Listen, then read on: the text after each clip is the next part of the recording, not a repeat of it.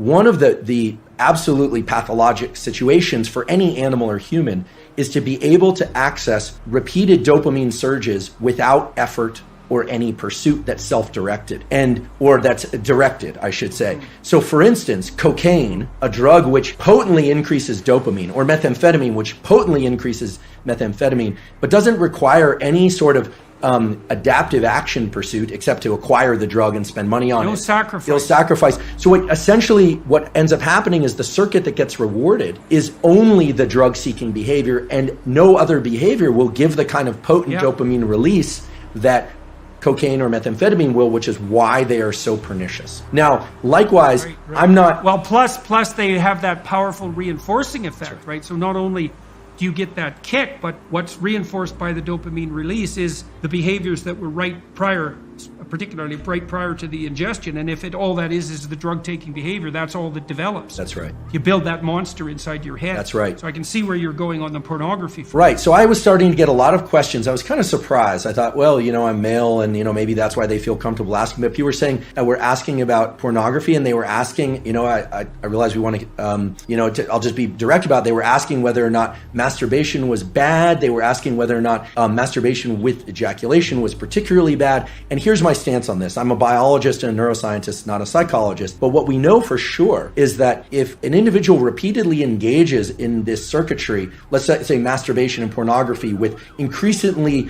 potent forms of stimulation that are on a screen, a couple of things happen. First of all, what's being reinforced? What's being reinforced is a high dopaminergic response to watching other people engage in sexual behavior, which is very different than being in a first-person sexual experience. Okay, so right there, that what's being reinforced is not actually any kind of improvement in communication skills. It's voyeurism.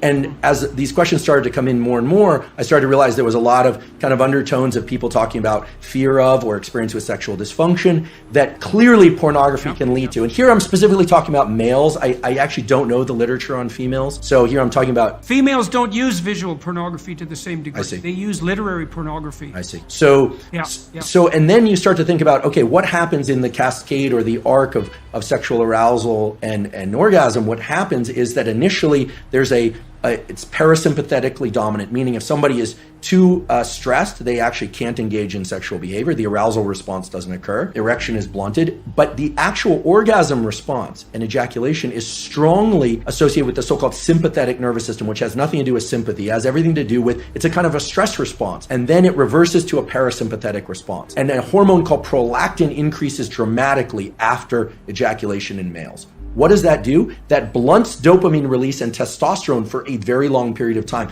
which makes sense if pair bonding and sort of, in our species anywhere, there's this idea that then other molecules would be exchanged with partners, pair bonding, potential for raising mates, etc. Without getting into a huge discussion about that, the point is this: masturbation and pornography are potently tapping into the dopamine system and can undermine the very processes of which I consider healthy processes of finding a mate, dating, communication, eventually, if it's appropriate, sexual interaction, etc. Like it's undermining pair bonding. And pair bonding. So here's a question. If you're seeking sexual release through pornography and you go through the whole cycle and you get a prolactin release, do you bond with yourself? So this is very interesting. The biology explains it as what's left there is a kind of an open loop, a kind of an emptiness, right? Because bonding with the self is a complicated notion. I mean, there's a healthy version of that, of course, loving oneself and self-referencing. And again, this is more far more your domain than mine in terms of what a healthy self-relation is. But in the absence of a real partner there, absence of real sexual partner, there's an open loop of neurochemicals, including oxytocin and prolactin. The dopamine, remember, dopamine goes up during pursuit, anticipation, then peaks and then crashes below baseline after orgasm and ejaculation. So this kind of low that people fear is putting them into an amotivated state. We can think of this, if I were to kind of expand on it, would be it's this kind of neurochemical, psychological equivalent of making your home environment filthy for a while, not actually putting you into this positive amplification of dopamine. So it depletes the dopamine system. And it's likewise in drugs of abuse and addiction, it eventually depletes the dopamine system. Initially, there's a huge dopamine surge with drugs of abuse like methamphetamine and cocaine. But over time, people are using more and more to achieve what is not such a great high. You even see this a little bit with kind of consumption of energy drinks. Like people are taking more and more chemicals within their energy drinks, and they're thinking about loud, fast music, energy drinks. It's kind of stacking of dopaminergic tools. Now that's not as pathologic. In fact, there are some energy drinks I'll occasionally drink and I enjoy them. I don't think we need to be entirely afraid of pursuing or engaging in things that release dopamine. Obviously, healthy sexual behavior, food that we love, social engagement, all of these things can be dopaminergic. It's the big peaks in dopamine that are not associated with any prior effort or organization of self that are particularly dangerous for the human being. Yeah, well, you could see that's a cardinal danger of affluence. Then that's right. This is why the children of that's right. You cannot get rats addicted to cocaine if they live in their natural environments. Is that right? You can only get rats addicted to cocaine if they're isolated rats in a cage. Yeah, they won't bar press for cocaine in a natural environment, and it's because they have alternative sources of dopaminergic gratification. Very interesting. So it's very interesting. Yeah, the children of very wealthy people who are overindulged, I've seen that many times, many times, and it is a very sad sight. Well, they're not optimally deprived, eh?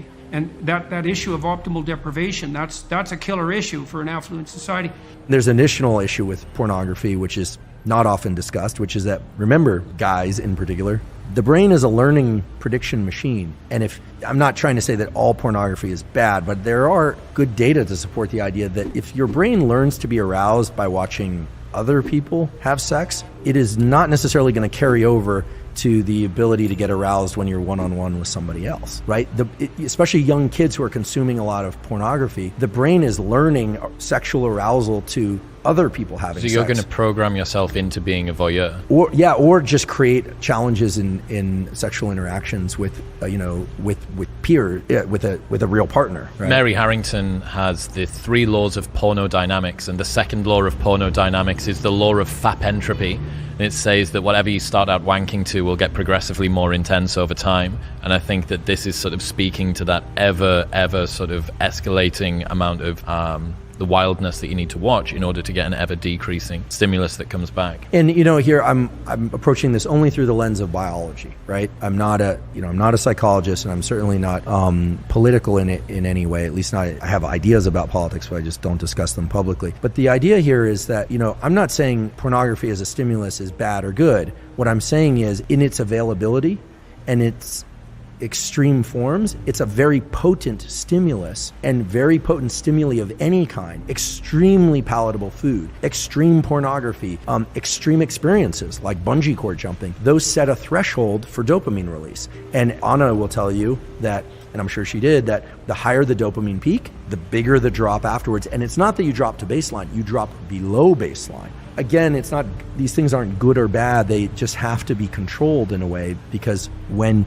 people are pursuing dopamine peaks over and over and over and they aren't getting them, typically it's because they've been pursuing that activity far too often. And you're saying perhaps take a break from that, and there may be an ability for your system to reset. Right. Yeah, I mean, in theory, all the things that we're talking about with pornography could be superimposed onto food, or could be superimposed onto real sex, right? That one also has to be cautious there, right? But the cycling back and forth between dopamine and low dopamine states, dopamine fasting as it were, but maybe just low dopamine states. These are natural rhythms that exist in the nervous system. We have to remember what the dopaminergic system is there for. I'll say it again, I wasn't consulted at the design phase, but we know as a generic form of motivation and pursuit. You can imagine the human or the animal that's hungry or thirsty. It needs energy to go pursue the thing. So the idea that you have to eat in order to get energy, that's true. But you need energy in order to get the thing to eat. So our nervous system has energy also. That's dopamine and epinephrine. Yes, we use glucose and glycogen, etc., when we're pursuing things. But the idea here is you're pursuing something, and then either by smell or by sight,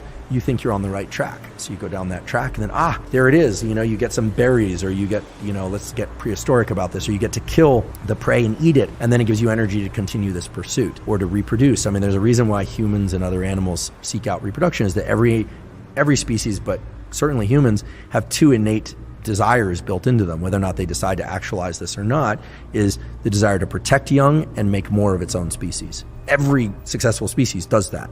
Even if people don't have children, in general, people care about children.